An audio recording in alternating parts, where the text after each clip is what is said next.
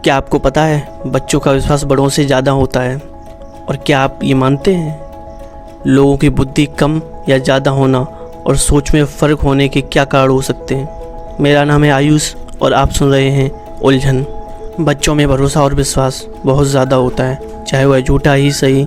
कभी कभी वह भरोसा टूट भी जाता है और थोड़ी देर बाद वही भरोसा फिर से कायम हो जाता है। यदि वह घटना इतनी बड़ी ना हो जो कि हमें झंझोड़ कर रख दें, तो फिर ऐसा क्या है जो बचपन का भरोसा बड़े होने पर टूट जाता है? क्या हमारी परवरिश गलत हुई? क्या हमें गलत सिखाया गया था?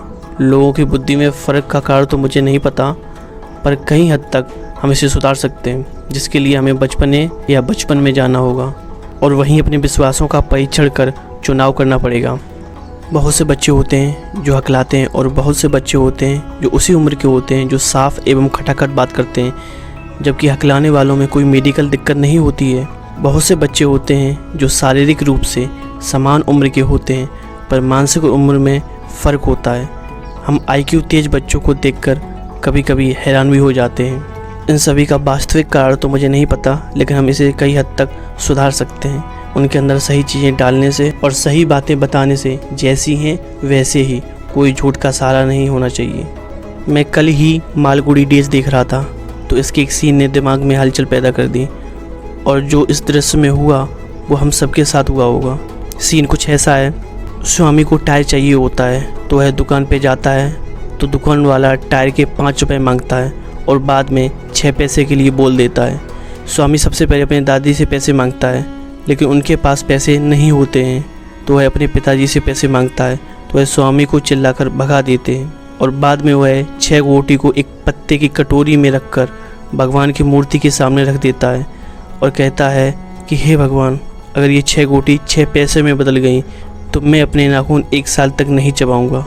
और इतना कहकर वह वहाँ से चला जाता है और आधे घंटे बाद आकर देखता है तो कटोरी में उसे पैसे नहीं, गोटियाँ ही मिली। यह देखकर उसने कटोरी फेंक दी और भगवान को भला बुरा कहने लगा और थोड़ी देर बाद अपने बुरे कहने पर पछताने लगा और भगवान से माफ़ी मांगने लगा, क्योंकि उसके बुरे कहने से कहीं भगवान उसकी सज़ा उसके घर वालों को न दे दें। शायद हमारे साथ भी कई बार ऐसा हुआ होगा और हम वापस से भगवान पर विश्वास करने लगते हैं, लेकिन जैसे हम बड़े होते हैं तो यह विश्वास ख़त्म हो जाता है और कई बार यह और पक्का हो जाता है, जबकि कभी चमत्कार ना हुआ हो, लेकिन हम फिर भी विश्वास रखते हैं। जहाँ भी हमें चमत्कार दिखता है वहाँ पर हमारी मेहनत होती है या कोई संभावना जो हम देख व सोच नहीं पाते, इसलिए चमत्कार कहते हैं। और अगर ऐसा ही होता तो अच्छे लोगों और कर्मठ लोगों के साथ तो ज़रूर ही चमत्कार होता।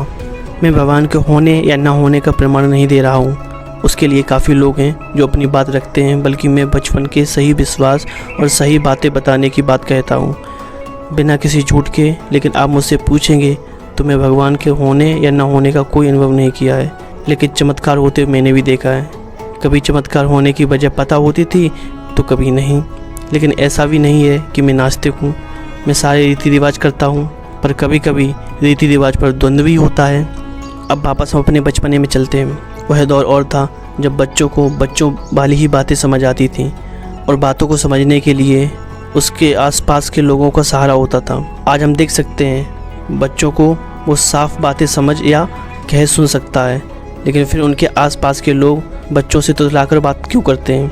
मैं कहता हूँ, जब वह मोबाइल पर कही जाने वाली बात साफ सुन सकता है तो तुम्हें तुतलाने की क्या ज़रूरत है? बच्चे थोड़े बड़े होते हैं और स्कूल जाते हैं और बच्चों के अपने सवाल उत्पन्न होने लगते हैं और वह उनके जवाब अपने दोस्तों, टीचर, पेरेंट्स, पड़ोसी से पूछते हैं और हम गलत सलत जवाब देकर उसका दिमाग कचरे से भर देते हैं। और वह बच्चा जब उसी झूठ को लेकर बड़ा होगा और जब सच्चाई उससे टकराएगी तो वह सच्चाई के विरोध में लड़ने लग जाएगा या फिर सच्चाई जानने से उसमें ठेस पहुँचेगी। बच्चों का दिमाग जानने और समझने के लिए ही होता है, तो हमारा फ़र्ज़ बनता है कि उसे सही और वास्तविकता की बातें बताई जाएं। बच्चे हमसे सवाल करें कि भगवान है कि नहीं, तो आप उसे सच्चाई बताएं। अगर हमने कोई अनुभव नहीं किया तो साफ कह दें कि बेटा मुझे इसके बारे में नहीं पता, लेकिन ये एक आदमी है जो बताने का दावा करता है, लेकिन ये भी नहीं कह सकते कि ये सही बोल रहे हैं। सबसे अच्छा है कि तुम सवाल को लिख लो, फिर इसका जवाब ढूंढो, पता करो अलग अलग लोगों से, जिससे तुम्हें अलग अलग जवाब मिलेंगे। फिर जो तुम्हें सही लगे उसे रखो और समझ ना आए तो लिख के छोड़ दो, बाद में मिलेगा। ऐसे ही न जाने कितने सवाल बच्चे करते हैं। सेक्स, पैसा, मानवता, विज्ञान, दुनिया, प्यार, इन सभी से रिलेटेड। तो हमें सही और सटीक जवाब देने हैं, ना कि झूठ बोलकर टालना है। शायद बच्चों को कभी कभी जटिल या बड़ी बातें न समझ आएं, वो चलेगा, लेकिन झूठ नहीं। और बच्चे हमसे ही सीखते हैं और इंसान अपने आसपास की ऊर्जा को मैच करने की क्षमता रखता है। क्या तुम जब कक्षा 11 में थे तो सारे लेसन एक बार में आ गए थे? नहीं ना। किसी को एक बार में आया होगा, किसी को 2 बार में, तो किसी को आधा आया होगा, तो किसी को पूरा आया होगा। बच्चों के सवाल के जवाब जटिल ही सही, लेकिन वही दो जो सही हैं। शायद अभी समझ ना आए, बाद में आएंगे, और शायद समझ में भी ना आए, लेकिन बच्चों के दिमाग लगाने से उनकी दिमाग की क्षमता बढ़ेगी और ऐसे ही प्रॉब्लम को सुलझाने की क्षमता बढ़ेगी, जिससे दिमाग प्रबल होगा। वो कहते हैं ना कि आपको अगर 400 मीटर दौड़ना है तो आप गोल 400 नहीं बल्कि उससे ज़्यादा बनाएं, जैसे 600 मीटर का। क्योंकि आप 600 मीटर में फेल भी हो गए, जैसे आप 500 मीटर दौड़े, लेकिन आप 400 मीटर से 100 मीटर आगे रहेंगे। और यदि आप 400 का बनाते हैं तो शायद 300 ही दौड़ पाएँ, और 400 कठिन लगता है, लेकिन 500 या 600 मीटर दौड़ने पर 400 आपको सामान्य लगेगा। वैसे ही कम समय में गोल ज़्यादा समय का होना चाहिए। वो कहते हैं ना कि हर बड़ी समस्या के आगे छोटी समस्या धुंधली पड़ जाती है।